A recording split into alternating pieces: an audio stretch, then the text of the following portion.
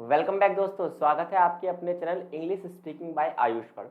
और मेरा नाम है आयुष और यहाँ पर हम सीखते हैं इंग्लिश के कुछ ऐसे बेसिक रूल्स जो बिल्कुल जीरो से लेके एडवांस लेवल तक आपको इंग्लिश स्पीकिंग सिखाते हैं। बिल्कुल सही सुना आपने। अगर आप भी इंग्लिश बोलना चाहते हैं तो आप डे वाइज मेरे सारे सेशन अटेंड कीजिए। डे 1 से हमने स्टार्ट किया था और काफ़ी आगे हम बढ़ चुके हैं। एक एक बेसिक रूल को इंग्लिश स्पीकिंग में कहाँ वो यूज़ होता है, किस तरीके से आप उसमें सिंपल सेंटेंसेस बना सकते हैं, वो सभी मैं आपको यहाँ पर सिखाता हूँ। आज का जो हमारा सेशन होने वाला है बहुत ही ज़्यादा इंटरेस्टिंग सेशन है, तो आप इसमें जुड़े रहिए। उम्मीद है आज के सेशन का टॉपिक आपको साफ साफ दिखाई दे ही रहा होगा। आज के सेशन का जो हमारा टॉपिक है वो है यूज ऑफ वॉज एंड वर। आपने कई बार सुना होगा इंग्लिश स्पीकिंग में ऐसा होता है दोस्तों, इंग्लिश स्पीकिंग में हम वॉज और वर का यूज नॉर्मली करते हैं। जैसे फॉर एग्जाम्पल मैंने आपसे कहा मैं एक टीचर था, you will say I was a teacher. आपने इस तरीके के सेंटेंस सुने होंगे।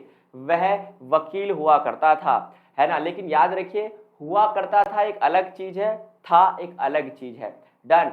तो अगर आप कहेंगे वह वकील था तो you will say he was an advocate. वो क्या था? एक वकील था। आप लॉयर भी कह सकते हैं, लेकिन there is a difference between advocate and lawyer. इन दोनों में डिफरेंस होता है। जो लॉ की पढ़ाई कर रहे होते हैं उन स्टूडेंट्स को लॉयर कहा जाता है, और जब लॉयर बनने के बाद व्यक्ति एग्जाम पास करके असली वकील कहलाता है तो उसे हम एडवोकेट कहते हैं। तो लॉयर और एडवोकेट जैसे शब्दों में अंतर जानने के लिए आप मेरे वोकैब वाले सेशन को जरूर अटेंड करें। देखिए, अब मैं आपको बता रहा था कि यूज ऑफ वॉज वर हम कैसे करेंगे।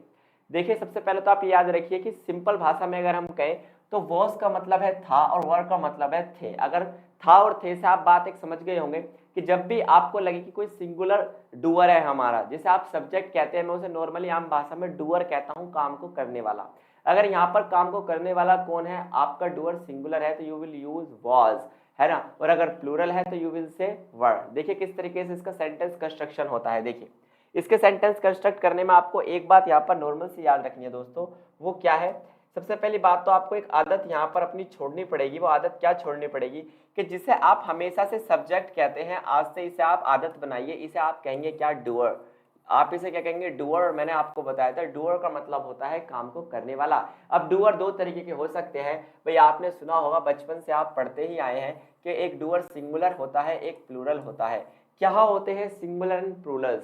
सिंगुलर का मतलब होता है कोई एक, है ना, और प्लूरल का मतलब होता है एक से ज्यादा। दो भी हो सकते हैं, चार भी हो सकते हैं, और बहुत सारे भी हो सकते हैं। सब प्लूरल होते हैं एक को छोड़कर। डन। तो सिंगुलर का मतलब होता है कोई एक। तो याद रखिए, हम किसका यूज कर सकते हैं? अपने डूअर के साथ वॉज का भी यूज कर सकते हैं, लेकिन इन किस कंटेक्स्ट में? सिंगुलर कंटेक्स्ट में। और हम वर का भी यूज कर सकते हैं, लेकिन किस कंटेक्स्ट में? हमें प्लूरल याद रखना होगा। अगर सिंगुलर है तो वॉज, और अगर प्लूरल है तो यू विल यूज वर। और ऑब्जेक्ट जिसे आप कहते हैं, हालांकि यहाँ पर हम इसे ऑब्जेक्ट कह रहे हैं, लेकिन यहाँ इसे ऑब्जेक्ट कहना क्या होगा? कठिन होगा और गलत भी होगा दोस्तों। क्योंकि अगर मैं आपसे कहूं आई वॉज टीचर, मैं टीचर था, तो क्या टीचर कोई ऑब्जेक्ट है? बिल्कुल भी नहीं। टीचर कोई ऑब्जेक्ट या वस्तु कैसे हो सकता है? बिल्कुल सही आप कह रहे हैं। तो ऑब्जेक्ट की जगह आप इसे कहेंगे दोस्तों सब्जेक्ट कॉम्प्लीमेंट। क्या कहेंगे दोस्तों? Subject complement. सब्जेक्ट कॉम्प्लीमेंट का मतलब ये होता है कोई ऐसी बात जो सब्जेक्ट को लेकर कही गई हो, जो डूअर को लेकर कही गई हो। ठीक है। अब देखिए सेंटेंस कंस्ट्रक्शन आपका होगा कैसे। जैसे पहला सेंटेंस आपको यहाँ पर दिख रहा होगा, ही का मतलब वह, है ना। वॉज था, ही वॉज का मतलब मैंने आपको क्या बताया था। ही वॉज क्या था? टीचर। He was teacher. इसका मतलब क्या हुआ? ट्रांसलेट करो हिंदी में, वो एक अध्यापक था। He was teacher. इसका मतलब क्या है? अब वो अध्यापक नहीं है, अब वो अध्यापक नहीं है, पहले वो क्या था दोस्तों? अध्यापक था।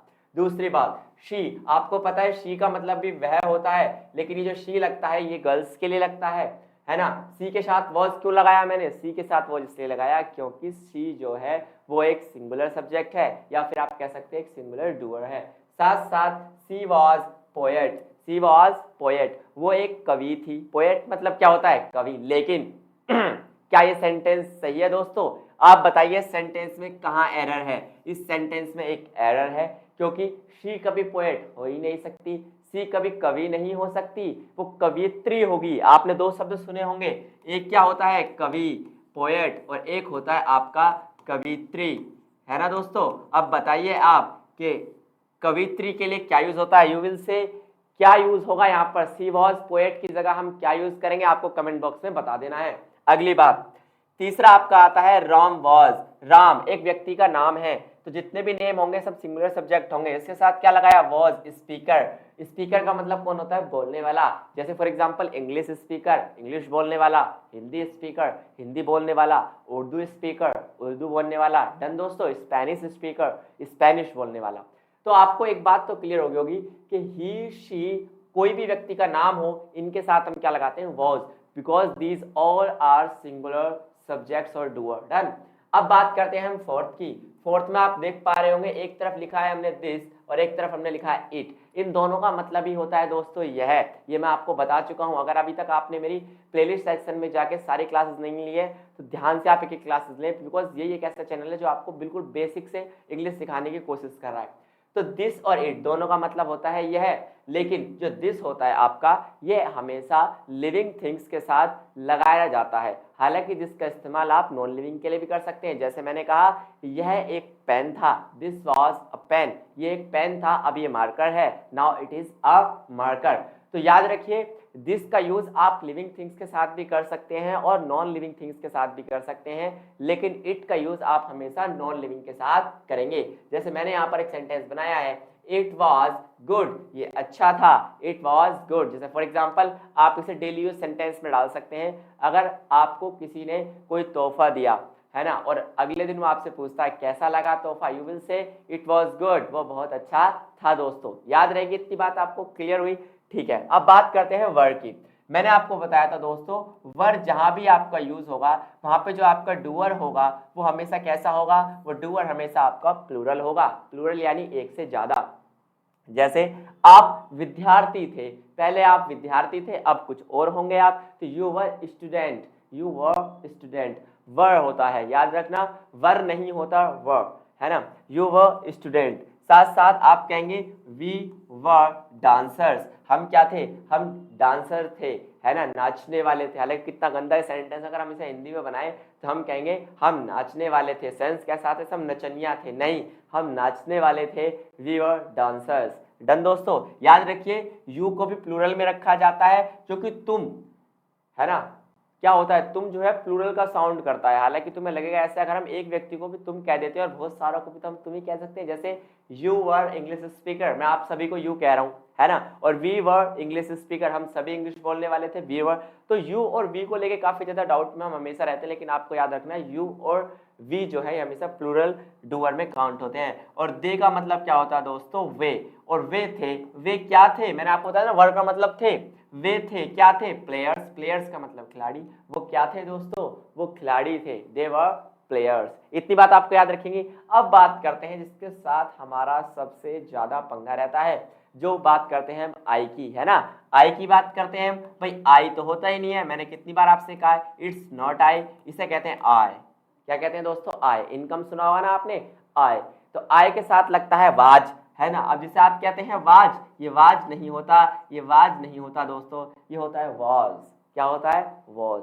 वाज और वॉज में अंतर है। यू विल से क्या, आप कहेंगे इसको वॉज। तो आई वॉज, तो आई के साथ हमेशा क्या लगाएंगे, वॉज। मैं था, आई वॉज का मतलब क्या बना, मैं था। अब जो भी आप थे, जो भी आप थे उसे आप लिख दीजिए यहाँ पर। फॉर एग्जाम्पल, तुझे पता है, यू नो व्हाट, तुझे पता है, यू नो व्हाट। अब जैसे मैं सेंटेंस बोल रहा हूँ, तुझे पता है, यू नो व्हाट, ऐसे सेंटेंस में डेली यूज सेंटेंस क्लास में सिखाता हूँ, वहां जाके आप देखिए। लेकिन फिलहाल आप इतना समझिए कि भाई मैं था, यू नो व्हाट, मैं क्या था, आई वॉज टीचर, मैं क्या था, एक टीचर था। आई वॉज इग्नू स्टूडेंट, है नहीं। अब आप कहेंगे मैं इग्नू का स्टूडेंट था, एक तरीका तो ये है। दूसरा आप क्या कह सकते हैं, आई वॉज एल्यूमिनाई। एल्यूमिनाई का मतलब होता है किसी संस्था का पुराना विद्यार्थी ऑफ इग्नू, है ना। अगली बात हम करते हैं, I was painter, I was doctor, I was your father, मैं तेरा पिता था, मतलब अब तुम्हारा पिता नहीं हूं। याद रखना वॉज वर्ड के यूज के साथ कई बार बड़े मिसअंडरस्टैंडिंग हो जाती है। फॉर एग्जाम्पल, आपने जेंडर के साथ अगर वॉज वर्ड का यूज कर दिया, जैसे आपने कहा आई वॉज बॉय, मैं लड़का था, इसका मतलब क्या निकला दोस्तों, बिल्कुल सही, इसका मतलब वही निकला जो आप मन में सोच रहे हैं, मैं लड़का था, इसका मतलब मैं अब लड़की बन चुका हूं। तो याद रखना वॉज वर्ड का जो सेंटेंस है आप बिल्कुल परफेक्ट वे में बनाएं, ऐसा नहीं कि इसकी प्रैक्टिस करते समय आप कमेंट बॉक्स में कुछ भी बनाने लगे। क्लियर। चलिए इतना मुद्दा अगर आपको समझ में आया तो मैं आपको प्रैक्टिस का तरीका बताता हूं, then how to practice these. इनको किस तरीके से आपको प्रैक्टिस करनी है।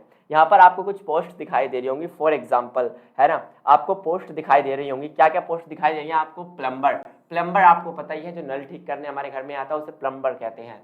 स्टूडेंट का मतलब विद्यार्थी है। डॉक्टर आपका हो गया, नर्स आपका हो गया, बेकर आपका हो गया। बेकर कौन होता है ना, एक शब्द यहाँ पर आया आपका बेकर। बेकर का मतलब क्या होता है, जो याद रखिए, जो बेक करने का काम करता हो। जो किसका काम करता हो? बेक करने का काम करता हो। और बेक का मतलब होता है किसी चीज को सेकना, है ना। अब जैसे फॉर एग्जांपल केक बनाने वाले को नॉर्मली बेकर कहा जाता है ना, क्योंकि वो केक को सेक कर बनाता है ओवन में।